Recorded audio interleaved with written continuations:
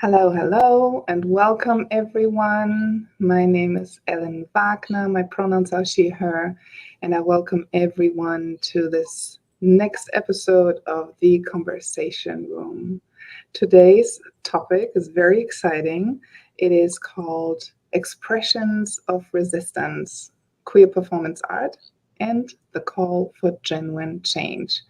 And everybody who knows me knows this is going to be a conversation where you can learn, where you have the representation that is oftentimes missing. And this is also the reason why I initiated the conversation rooms, I think 2 years ago, or even three. The first conversation room was around Black History Month, where we try to amplify Black voices. And after that, more conversation rooms followed around neurodiversity, many topics around people of color, and different people from different walks of life. And I'm so honored and grateful to have a very special guest, an artist today, a drag artist, in fact, who's also an activist.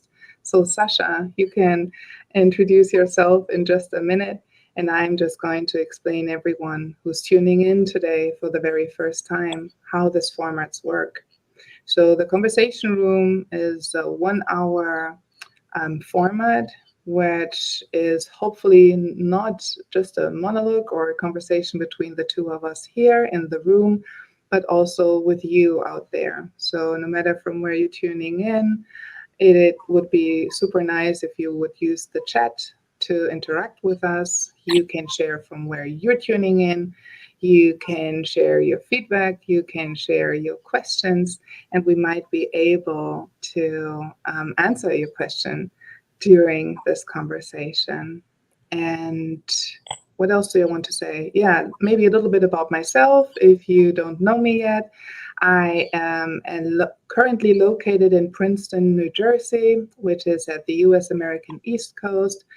I'm born and raised in Germany, and I am supporting organizations in Germany and Europe, but also here in the US to become more inclusive. I do that through a lot of awareness work, a lot of workshops and trainings. And the other thing that I love doing is empowerment. And also, the conversation room is a space for empowerment because we share stories, we share perspectives, and hopefully, there are people there who can relate to what is being said here in this room. And oftentimes, the topics that we have here in the room are not represented enough out there. So, this is our room, our rules, and I hope you enjoy it out there. And Sasha, I also hope that you're going to enjoy it. And welcome. Thank you, Hélène. Bonsoir, everybody. My name is Sasha Kills. I'm originally from Paris, France, but I live in Berlin for now 4 years. And I identify as trans non-binary, and I work full-time as a drag artist, event producer. Also, I've been DJing for a while now, and an activist in different groups here in Berlin, trying to make it like a better scene for all of us queer people. And yeah, basically, this is such an important conversation that we are about to have. And I was so happy when you reached out to me because I feel like this type of conversation directly is so rare. And that's what I said also in another preparation for the meeting we had. I would always say yes and be grateful for this type of space and conversation because it's not something that I hear enough. I'm chronically online type of person all the time when it comes to social media and podcast, and I feel the more exposure and the more conversation we have on those topics, the better it is, basically. Yeah, exactly. And thank you so much for introducing yourself to everyone out there. And I see we have a lot in common, a lot of parallels. It's just maybe a different way of execution. I was always fascinated by art, maybe also intimidated. I am a little sad that my parents try to convince me to do something proper after school. I always wanted to be an actress, and my parents said, but first you have to do something like where you can really get some money, because my parents didn't believe in art. So yeah, somehow my heart beats for art still. Who knows where this is going to lead me? Right now, I took the classic route of education, and now I was working in corporate and now outside of corporate. How did you find your way to art, and especially, of course, to queer performance art? I feel like I've always been, when I was even a child, I was the type of child who was always drawing by themselves. I didn't have that many friends. My way of expressing myself was through imaginations, through drawings, through creating worlds, basically. And then I was a great student. I had good grades. So I had like options basically to choose which path to go. And also, something important about me, I'm like an adopted child. I was born in Paris and raised there, but my family, like, they adopted me when I was only 1 month old. So they're really like my family, and I have no connection to my biological one. But the point is that they were already kind of older. So we were really like a close, tight, small family, just my two parents and I. And when came the time to decide in which field I would want to go, it felt like I almost went into law school, international law school, because I got into like a good school at that. And then last moment, I was like, oh no, I want to really try to make my passion art work. And it was not a surprise to anybody, and they trusted me in doing that. So I come from visual art background, meaning drawings, etching, artist books. That's what I studied at the School of Decorative Arts in Paris, which is like a public school that is also really hard to get in. But once you get in, it gives you a lot of great exposure, good teachers, and a lot of equipment to get into your vision. And it's for 5 years. And during these 5 years, I was not doing drag. I was just focusing on my art school experience, which was, to be frank, not that great. I mean, it was a great experience artistically, but humanly, I would think that in art school, I would find my people, other queer people, and it was not the case at all. It was very, I mean, like any high caliber type of school, it was very elitist, but it was also obviously very white. It was very following a path and being very strategic about it. It was really not about blooming yourself, your identity. There were probably other queer people, but they were not visible and they were not vocal about it. So it was very frustrating. And then after I graduated, I had like an art residency in Los Angeles, which a gallery was representing my work at the time. And so they made me come there. And that's where, because it was my first time living all alone. I did first like an exchange in Chicago a few years before, but I was with a roommate. But this time in LA, it was my very first time alone. And it was such an awakening for me because the work with the gallery was so hard and so stressful. I had to find another way to express myself other than doing drawings and paperwork, with, as an artist, is very lonely. It's your personal work. You work alone. Okay, the gallery represents you, but it's not a collaborative work. It's basically you deliver the art and then they handle it. It was very stressful because, as you know, you're like now in the US. It's a very like goal-minded, money result type of culture. And when you're just graduating from art school, obviously I was not that prepared for that, for this mentality and this pressure as a young artist.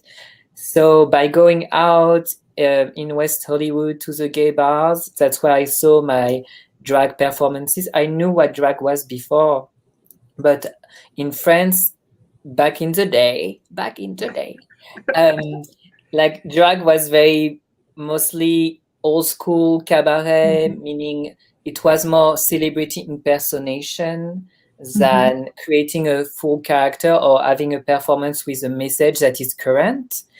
And it's in the US that I saw my first drag performers where I was like, oh, I relate to that. This is creation, this is art.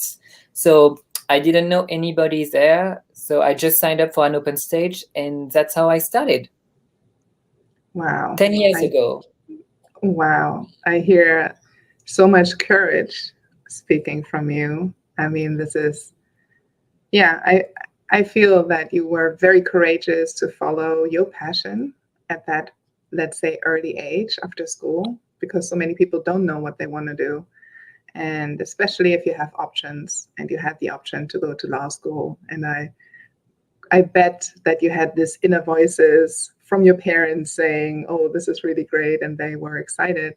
And then you chose your passion. And then you study, you think you're going to find something there, but it's not happening. And then you go abroad, and this is kind of your call for adventure, right? You called it your awakening. And I can very much relate to that. My awakening, where I kind of realized that I'm Black, came so much later.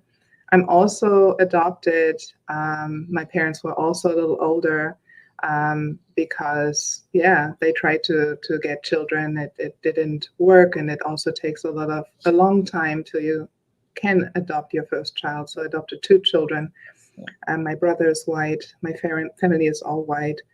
And of course, that shapes you, and you don't have anybody. I mean, if it's race, if it's your sexual orientation, if it's your gender identity, if you have certain role models or your parents, then you think this is the reality out there. And then I can very much relate to the moment of your awakening. And you said that for the very first time you experienced drag that you could relate to. And if you would ask me, what kind of drag do I know? Or the first contact that I saw somebody in drag, I think it was the Australian Dame Adna on television. And it was very much comedy. And yeah, not very well. It was this one role, right? And for everybody who does not know much about drag, maybe people don't have Netflix. Can you explain a little bit what drag is for you? Yeah, it's a very important question and topic, because drag historically, it's been really hard to document exactly a definition of drag, and the start of drag, or the first basically proof when drag has been starting. And that's part also, it's linked to our queer history. Everything is erased, and then we as adults, and now hopefully younger and younger, you can access to our common history. But drag has no precise really definition, and it's been changing so much, and I feel in a good way, because it used to be just the definition of cross-dressing, meaning that you would dress and disguise in the gender that is not yours. And there would be a lot of misunderstanding between drag, cross-dressing, being a transvestite, being also a trans person. For a lot of people, being trans for a long time there was no difference between drag and being trans. And now finally, with exactly like when you were eating about the Netflix little settled in, now I feel like people are a little more knowledgeable. And when I say people, I'm talking about straight people, let's be real. So for me, the definition of drag is personal to a lot of persons. There's not one precise definition, but for me, drag is the expression of queer transformation through different techniques. It could be through makeup, it could be through costumes, it can be through performance. There needs to be a transformation, but it doesn't have necessarily to be to a different gender as yours. It can be putting an hyper version of yourself, putting an hyper version of the gender that you're assigned with or not. It's a personal thing. And there's one definition that I really love about drag, because the word drag in English It can also mean like to drag something on the floor, you Mm-hmm. know, or the expression, oh, it's such a drag, meaning like it's such an effort to do. It's like something that takes effort and is not something that you necessarily want to do. And I like this definition because in some of the history, when we are really trying to find the precise definition, some people like notice that in some books there was somebody saying, oh, look at this person who is like a drag person, a drag queen, a drag king, because they were going out of the club with all their costumes in bags, dragging on the floor like Mm-hmm. to the train station, which is something that I relate with and that is still valid today, because when you do drag, you put so much effort and so many, like just for so a simple look like this, you need like different luggage for makeup, for change. So it's always a production. So I like drag as the definition of something that is physical, that you have to bring to transform. Yes, and when you say you transform, and I think we didn't prepare that question beforehand, and you said there is the opportunity to be a hyper version of yourself. I never thought about that being a hyper version, and I'm now thinking, what would be a hyper version of me? And I think it would really depends on the day. Mm-hmm. Um, how much you is still in the, let's say, drag person, that or the drag role that you're transforming into. I feel like, again, one important factor with drag is that it's full of contradictions, right? And that's why Mm-hmm. it's so hard to define and it's so hard to pinpoint. And that's why it drives a lot of quote unquote logical people mad and really angry, because you cannot pinpoint the rules of drag, because there are no rules. It's art, it's self expression. So for me, obviously, like when you're a beginner in drag, you're like, oh, I'm so different from my drag persona. Oh. And then now, as I said, I've been doing it for 10 plus years. It will be my 11th year in August. You realize that it's always you. It's always you. Mm-hmm. And something that is so special that I realize is that, which is something very touching, is that I feel like the version that I am in drag is a person that I probably would have become without the bullying, without the attacks, without the shame that other people inflict on me, without the fear for my security in the street. When you were asking me before this meeting, oh, are you going out tonight like this? To be honest, I wish I could. I wish I could just go like down my door now in Berlin, in Neukölln, where I live, and just in my heels that I'm wearing. I'm in full drag, even though all of you can't see it.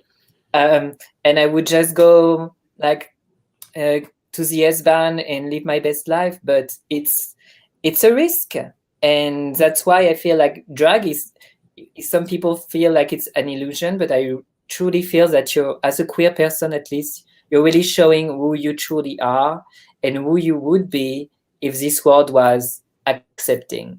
So yeah, I would love to go. I feel like in a perfect world, you could really, and that's why we're doing with drag, with pushing the boundaries. I could definitely get in this type of outfit and drag every day if I wanted to. Mm-hmm. Yes, it is. And what was the word that I had in mind? I don't know, but yeah, I can relate to that. And even me asking you this question, I feel, yeah, we are thinking so much in boxes and categories. And oh, yeah, liberation. It's liberating to play with your roles. And I think all of us, we're not just this one, let's say, role or personality or identity. There are many pieces of us. And depending where we are in life, how we feel on a certain day, that could determine our expression, but we are too much captured in these categories, too scared. And I think this is the reason why, let's say, in general, the LGBTQIA community is being attacked so much, because people are scared, because they see in us what is possible, or especially in queer performance art, what might be possible.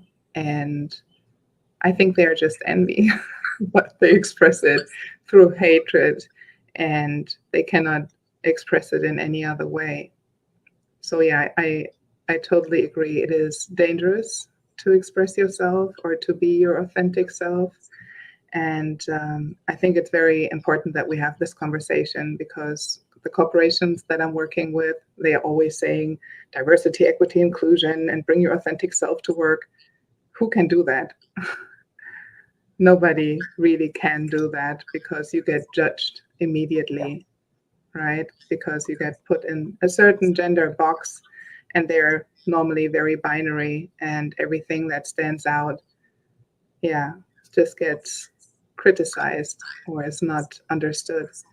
Um, Standing out for you, does it represent strength? It definitely is like a political stance to be standing out and be conscious of it. But in my case, and I think for a lot of queer people who are not straight passing or mainstream passing, we don't have any choice. It was always there. Like people knew I was a queer person before I even knew. Like the bullies, the adults, they could see it in me, and they would like reflect it on me before I even like had to come out or whatever, because the world is already reflecting on you. And same thing with like my trans identity, like people already pushed it and saw it in me before it was available for me to vocalize it. So standing out is a strength for sure, but it can only become a strength when you definitely take the narrative. And I feel like in my experience at the moment when you finally get to shut down a lot of the aggression and bullies, when you actually present it yourself in your own terms and without being afraid, which is hard, obviously, these days. But it's there's definitely a strength in standing out when it's something that you control, which takes time and which takes other queer people to show it to you, and not only in a negative light, because obviously when it's the world and like the bullies or like the basically like the straight world, the mainstream world showing it to you, it's something negative. But then when you find your people and others who lift you up, who are like you, then it becomes a strength. And I agree with you, it's a lot of envy. Like being a queer person who is visible is literally, it's so powerful, because the reactions that you get, you're not doing anything, you're just existing, but there's like the reaction, good or bad, like you can, like it can happen to me in like 5 minutes, somebody insulting me and then somebody telling me I'm like the most beautiful things they've ever seen in their life. So it's so polarizing. That's the word. It's polarizing. So it's equal time glory and possibility of tragedy all happening at the same time.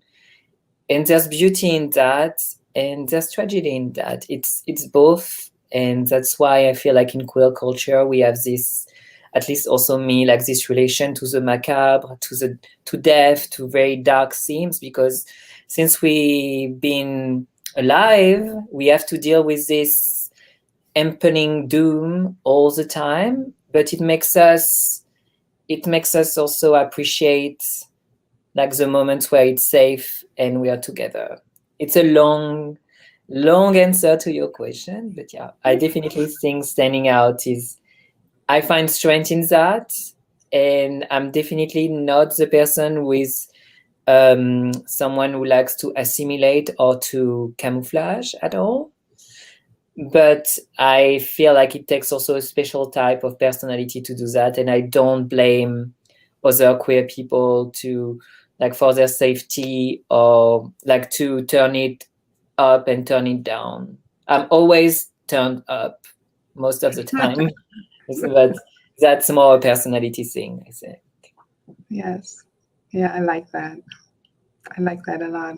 And while you're talking, you were talking about your style, you were talking about Doom, and some of your costumes or some of your drag personas are very, let's say, spooky and so different, right? We talked about RuPaul, which is all this about beauty drag, and people are probably expecting drag to look like that. Would you like to talk a little bit about your style and what your message is? And I also see a comment here on YouTube by Semiosphere. And the question, maybe you would like to answer that, Sasha. You are one half of the dynamic drag duo Omelette du Fromage. What's behind the name? Would you like to answer that? Yes. So, like, Omelette du Fromage is my bi-monthly drag show here in Berlin, and it's like, as the name Omelette du Fromage, it's a satire of French culture through a drag show that I do with my drag sister Nicole and Pickle, and we've been doing it for 2 years now at Schutz. And like, actually, it's probably something that you would know living in the US. Omelette du Fromage is a reference to Dexter's Laboratory, this cartoon, where it's like a very cheesy, I think it's from like the early 2000s, late 90s. And like, it's basically a child with a crazy scientist. And on one episode, he finds a way to be fluent in French for his French text class, but all he can only say is omelette du fromage. And so basically, which makes no sense because actually in France, it's not omelette du fromage, it's omelette au fromage.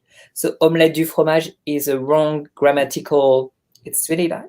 So it's like this irony, this very double entendre of basically saying something bad all the time in French. So that's how I chose the name, because I wanted something that is nonsensical, that I can speak to like non-speaker of French language, because when I used to live in the US for a while, and when you meet an American person, the first things they tell you in French would be omelette du fromage, croissant, ho ho ho, voulez-vous coucher avec moi? Yeah.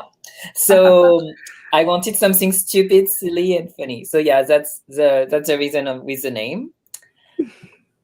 And when it comes to my drag, so in relate to our dear idol RuPaul, which is funny because RuPaul used to be a club kid and punk type of person back in Atlanta. So actually what I'm right now is way more cutesy and polished than the original RuPaul, you know? Like, she has a very history of punk and underground roots, but obviously to make it in Hollywood and to make it to the mainstream, you have to polish it up to please the beautiful white families with their TV sets.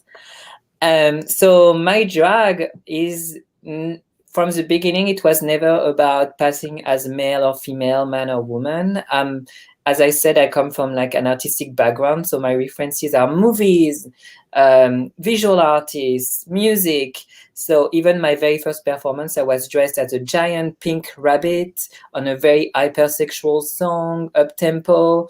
And so I never see my drag as one persona. I like to change it up based on the performance. So I have performances that are very feminine, and then I go this route, some that are very masculine, and so I go drag king, with it.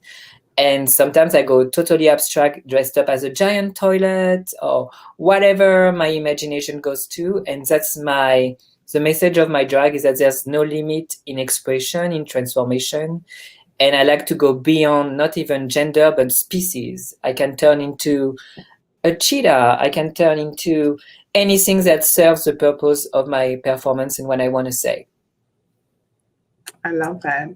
You're a role model. And here is some thank you shout out. Thank you for answering that. I had no idea that the name was meaningful and well thought of. Well, don't underestimate Sasha, I would say. Yeah, that is very beautiful and inspiring. And even before our conversation, I ordered some makeup palette, like a very big one with very, why don't I have it here? With very bright colors. Ooh. And I think that is part of my, I don't know if it's resistance, but if I use it here on Zoom calls and I talk to clients, I even put it on like a lot, and you cannot really see it unless I go close to the camera. So I'm daring to break out a little bit out of this, what is seen to be professional. You know, I think oftentimes a lot of LGBTQI folks are hearing this, like this is not professional and you have to look like that and you have to assimilate. And we talked a lot about the beautiful part of your job. What would be challenges that people might not be aware of in this queer performance scene? Yeah, maybe in Berlin, maybe in Paris. I don't know what you would like to speak to. I feel like obviously it would be impossible to not talk about like the consequences of the 3 years of COVID that we had, would basically shut down the whole entertainment industry. And I've been doing drag full time since 2019, and sadly in 2020 that's when COVID happened, and it was only 2 weeks after I moved to Berlin. So it was a big change of scenery and also a Yeah. big new worldwide difficulty. And I would say that still to this day we feel the consequences of that. A lot of the Mm. scene and venues that used to exist don't exist anymore, and also the relationship of people going out and spending money on that, because we're also in a terrible economic situation, recession now, is not the priority for a lot of people to go to a show every night and then pay a fair price for it. So I would say the difficulties that we have across the board, even Berlin, Paris, kind of the same. There's a lack of fairly paid opportunities, and there's also a lack of 100% queer spaces to create a steady economy and income for us performers. What I mean by that is that if you look at Berlin, obviously there's like a queer party happening every night, but it's at different venues, and we really have a few ones where you can go and have steady employment for across the week, for example. Mm-hmm. So it's always basically being a freelancer and always waiting for your next gig. So it's very difficult and almost impossible to project what your income is going to be in the next few months. You always have to save you. And obviously when you're an artist, you're doing everything. You are the booker, you're the technician, you're like the performer, you're doing everything, and it can be very tiring, and it's been getting harder and harder for artists. And I've seen also, I think it was a meme somewhere, but I think it's very true that being now an artist in 2024 is crazy. Like a full-time artist it's even harder than before, to be fair. So that would be like the main challenges, is that the problems that we had before the pandemic are still there, but time 10. Mm. And now we kind of have to show again to people that they can go out, that they have to support, and that drag, even though now it's mainstream, it's something that you go to physically to see, and it's not to be watching on TV. And also educating people that paying 20 euros to support your friend whose job it is more valuable like than spending 500 euro to see a pop star in an arena who doesn't even know or care about you. Like finding this balance is important. Yeah, and now you shared already one tip what people can do under support your local businesses, Yes. your local people. And I think we underestimate that oftentimes because one click in the internet is probably quicker, satisfying. But if you really want to make an effort out there and you want to put your money where your mouth is, then support your local community. If you ask me now, okay, but I don't know where to start. I don't live in Berlin or in Paris. Well, go out and ask people. You're probably going to find the answer quicker than you would expect. And if you want to start in Berlin, look for Sasha and support them just as a start. And if you could wish for more support, what can the people do? What do the people maybe need to realize without being saviors? But if you could like have a wish free, what would it be that you would need? What I would need is basically queer venues which would be made by and for queer performers and run by them. So we would have this way more like way of projecting for the future and building community. And so we would be less dependent on bookers and opportunities. So in a perfect world, which I think is happening slowly, but too slowly, and also because the economy and venues tend to change, sometimes it happens for a few months and then it stops. I really want to see more drag performers creating their own places, their own opportunities, their own shows, and being the booker. Like obviously you are never more concerned and understood by the people who go through the same thing as you. And in the scene, it's mostly white cis gays that like have the power of bookings of venues, and still to this day you would be shocked in Berlin, which is this hype city, how like the biggest venues are still run by like, I don't know, like 50 plus years old white Germans who are not even going out anymore and who have no idea of, and it's not necessarily that they have no idea, but they don't really care. So it's more about like the scene needs to be made by the people who are actually involved in it and not being exploited by the same people.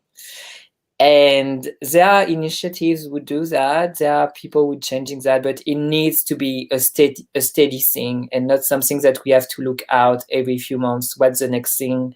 Where can I finally go out to feel safe and I know that my money and support goes to my fellow queer people and not in the pocket of somebody who's going to go to Ibiza and spend it all in one night. Yes. Yeah, it is so much related to corporate world, where people are thinking, oh, how can I support people? Okay, maybe we can hire some certain group of people, but they are not in power, right? They are not the ones to make the decisions. So oftentimes we think about change on a very interpersonal level. So what can I do for this one person? But I think the changes that also needs to happen in the queer performance art scene are institutional, they are structural. What can, and let's address it, the white, gay, wealthy men who are dominating the scene, what can they do to be more inclusive?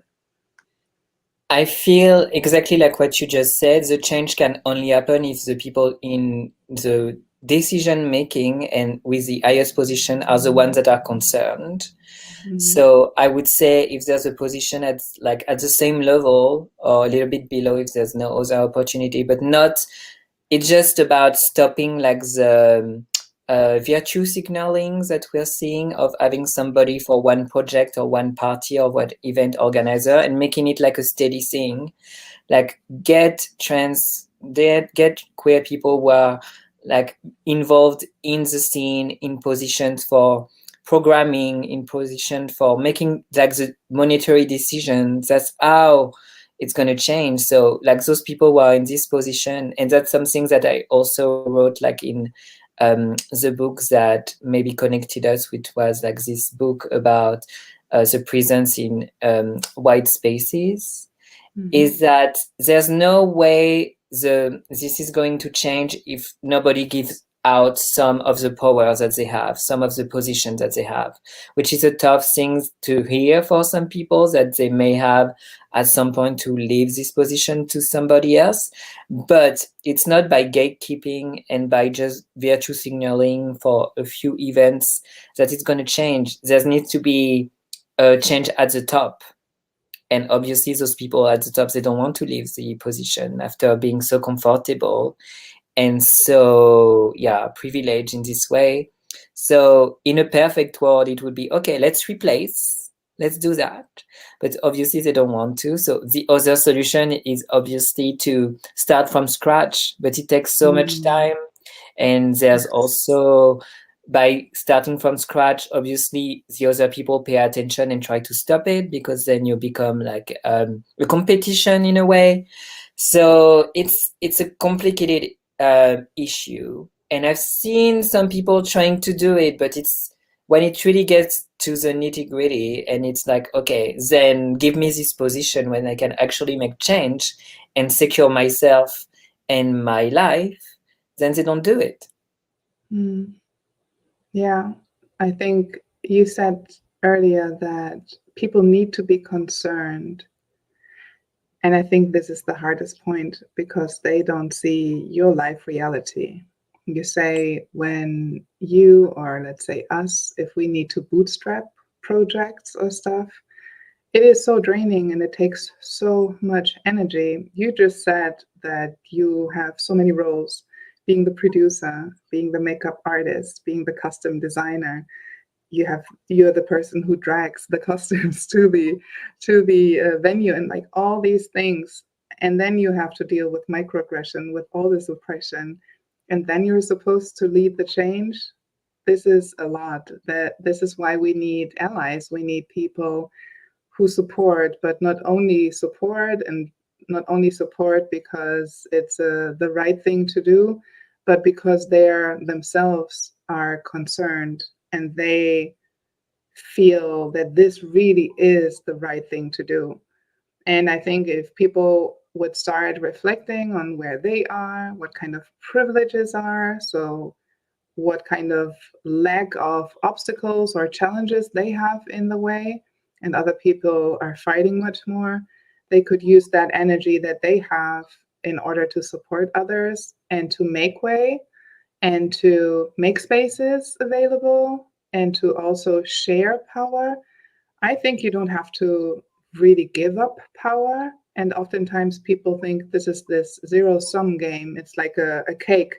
And if you give half of the cake to someone, you only have half cake left. But if I would imagine that a venue in Berlin becomes more inclusive, just imagine how many more people would go there and would feel safe, would feel seen, would be feel inspired to do the same and maybe follow your steps or your shoes, and also become an artist. So that would be having a ripple effect. So in the end, people would have more money in their pocket. Do you have an idea how we can make people more concerned? I feel exactly about what we are doing now, like having this conversation and this visibility and then sharing it. But I also know there's like a big generation divide and a lot of people are stuck in their ways. I'm being quite optimistic with what I see with the younger people, but then we're always a little bit more, it's always the same. The young people have the energy for change, but they don't necessarily have the means and power to do so and money. So it's always this battling of the two. And I feel now with everything apart from this conversation going in the world, like with social media and like our constant being chronically always, if you want to know what's happening somewhere, you can really find a way to do so. Like I feel like the consciousness of people is so saturated by so many things, like we are so overwhelmed by a lot of information that then to put this type of reflection on your own network and relationships in the scene can be sometimes put in the back burner, which is not how we make change. It's also at your own scale and at your own level. So exactly like what we said earlier, by supporting your local performers, by asking them directly, oh, so what do you need? Oh, and that's also something that's so important in the shows that I do. I really think it's important to speak on the mic about our experiences as queer people, even though we do drag, which is this um, entertainment illusion in a way. We are queer people doing it. So we have life, we have struggles, we have things that we express on stage, but also out of stage. So you can relate, like like the way of being relatable to others is a very strong power for change, but we cannot force it. And also, sadly, I've seen it now that I'm getting like I've an experience of seeing other people growing up too. The problem is that when people get too comfortable in their financial, in their own lives, then they lose like the links that we have together. It's really easy when you have like financial and social stability to forget your other friends who are still struggling, like the people that you see in the street that maybe were you like a few years ago. Now, because of trauma and you don't want to relive this, you just like turn the blind eye, and that's how the system keeps consuming itself and repeating itself. So exactly like what you said, you have to remind people. It's a constant reminder with a little bit of nuance so you don't scare them away or turn them off. But at the same time, I'm more direct and I'm more like in your face type of, exactly like as you were referring to my drag earlier. I'm more like punchy in your face. And then you make out of it that always the more sneaky taking some time. I'm more, at least now I'm in my kind of shock era. I mean, I've always been in my shock era, but I just wanted to say, yeah, don't change that. Because I honestly think, and I'm just taking my notes, I have so many thoughts, things I want to ask you, but we're almost coming here to the end of our conversation. So I want to be mindful of everybody's time. What did I want to say? I'm trying to collect my thoughts. You said without scaring people off. And I wonder if that is just an inner voice telling you, like, but don't scare people off. I think your art is trying that at times, right? To be, yeah, different than others. And I think what you said, we need to remind people. I think that is really crucial. And we also need diversity in reminding people. So it's good that your style is scaring people off a little bit, because I think you have a huge fan base and you have people that can relate to your art a lot. And I think through our conversation today, we found out that we both have a very similar vision. We want to make the world more equitable so that all voices can be heard and have a place and feel like they belong, but we have very different ways. And also for me, it has been a journey. So if I think 5 years back when I did anti-racism workshops, I was very much accommodating the white gaze, like a lot, thinking like my inner voices always say, "Oh, don't scare them off, and don't be so offensive." And just today in my workshop, I got the feedback that I was very unapologetic explaining the microaggression saying the N word. And I just said straightforward to the participants, this is something you don't do. Just don't do it. There's no discussion. And I really felt, oh yes, I needed to find myself. I needed to find my way and getting to that point where I can say out loud what I really think.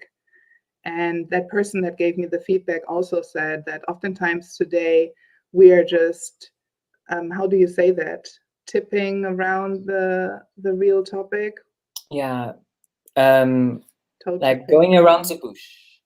Yes, exactly. We're not really saying what needs to be said oftentimes, Yeah, especially if you're a member of a marginalized group. You get um, the double penalty if you speak out, right? yeah, So it's very hard to do that. And therefore, again, I would advise everyone out there who has more power, who has more privileges, who is not facing this discrimination, to speak up, to stand up for the people who might not have the energy, might not have the power, or the access to do so. So again, connect with Sasha on Instagram and support their art and all their colleagues. And it yes, is so simple as just going to a drag show, maybe for the very first time in your life, and spending that money, and you might be surprised what you're going to find out, even about yourself. yes. So, you want to add anything to that? Otherwise, I have another a last question. Oh no, please ask your question. But yeah, I totally agree with what you said. Yeah. Yes. And my last question is a question that we haven't talked about that before, or we didn't plan that question, but I wonder, there might be people in the audience who are thinking, ooh, I never thought about drag, but I might want to try it. What would be your advice? Where to start? I mean, apart from going to see your show or other Mhm. shows to get inspiration, but how did you get started? Maybe you can share some tips or something that people shouldn't do. Don't start. No, I'm just kidding. Um, no, I feel like drag is a very important queer form of art in the sense that it's something that you decide. There's not a drag school, even though probably someone is trying to make money out of it at some point. I'm sure somebody is Oh. doing it. But it's something that you have to decide, and it's something that you have to do yourself in the sense that it's going to shows, there are open stages, and then you signed up exactly like I did to start. There's no reason to wait. Don't wait to have a certain level of clothes or makeup. You have to. It's a process. It's starting, and that's something that maybe has been lost in a lot of ways with mainstream drag. Is that drag is a community type of art. We are doing it for ourselves and for the other members of the community to lift all of us up. Maybe you're having a terrible week, maybe something horrible has been happening in your life and you feel hopeless, then going to a drag show and participating, you're going to feel so lifted up by the community, by the audience. It might, like, also for me, like, sometimes drag just inspired me to keep on living because of the feedback that I get, of the energies that I get. It just tells me, oh, I can go and live another day and fight tomorrow for my dreams, for what I want to express as an artist and as a queer person, as a trans person who wants to live freely in the world, in the day. That's always what I say. Like, drag is something that we see a lot at night. Traditionally, it's shows, but it doesn't mean anything if you don't bring back this energy back in your daytime life. So my advice for somebody who want to try, you just sign up to any show, any drag show, queer show that is available in your area. If it's not in your area, you can connect online with fellow queer people, drag performers who can maybe help you out to find a venue. And I really feel like any queer person should have tried drag at least once, because you learn so much about the binary of genders, of how people treat you in good ways, in bad ways. And like, I think the main lesson that drag will teach you is empathy. You will learn Mm. like the experience of others. And then when you go back to your normal daily life, you will have a little bit more, I hope, compassion for the individuals that you see at shows and their experience. Empathy. I love that so much. Thank you for that answer. And I know I said that was the last question, but we have a very interesting question in the chat. So I'd like to ask you if you're okay with that. And it's by Semiosphere again, and asking, do you think drag works best in small, intimate venues? Or could drag shows take over opera houses and become large-scale events? So thank you for the question, Simio, for your two questions actually. So I feel that it's already been happening. Drag has been in opera, it's been in like concert arenas. We're talking more about like larger productions like tour, like Drag Race, or like things that are like heavy hitters. But I feel also there's no rule in drag in the sense that it's, and that's why also I wanted to say that during our conversation, I feel like there should not be like a divide between queer performance art and drag, because it's the same. Drag is performance art. And I feel like some people, especially in the scene, sometimes like to make it a difference between, oh, drag is below, for example, like a ballet or whatever. But it's not. Like, it's just as valid and as powerful. So drag can exist in all venues and they're all valid, meaning I love going to really small venues where it's a coffee shop, a bar, and I've seen amazing performances there. And then you can go like to a 100 packed club and then see amazing drag like in a very elevated high production way.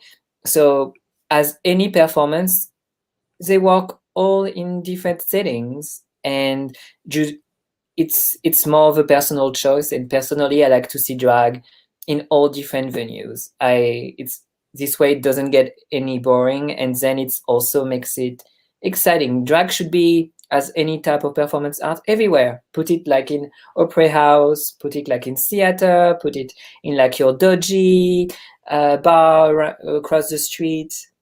Everything is like valid to exist, and we need more. Like drag is, it can feel that it's being way more present and hyped, but it's something that we always need more representation, and drag is queer representation. I love that. So if you have a coffee shop, a bar, if you work in corporation, also there is space for drag, right?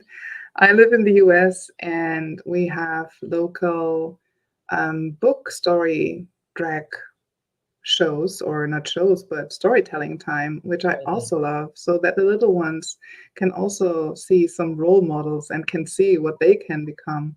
So I think, just like you said, there's no limitation. And I think this is why I like that so much. And I've noted your little hint that every queer person is supposed to be doing drag once in their life.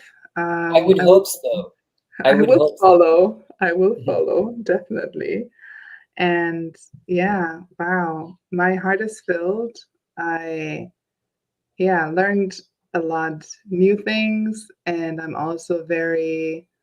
feeling very connected, that I see that you as an activist, as an artist, you are fighting your fight, and it is very similar to maybe other fights in the community, but also in other marginalized community. And I think we need to have more conversations, because we will find out that we're not alone, and that there is so much power within our community. So, yeah, just applause. I applause to you, for you and your art.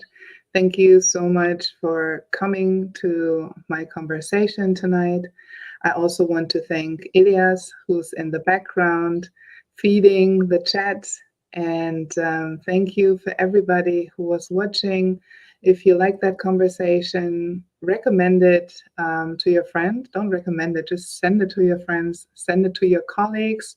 And if you want to book us like this as a panel, feel free to do that. If you want to book Sasha as a drag artist for your show, please do so.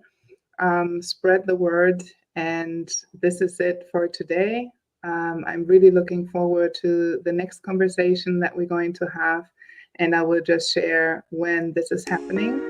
And for now, this is it. I say Bye. Happy Pride. bye.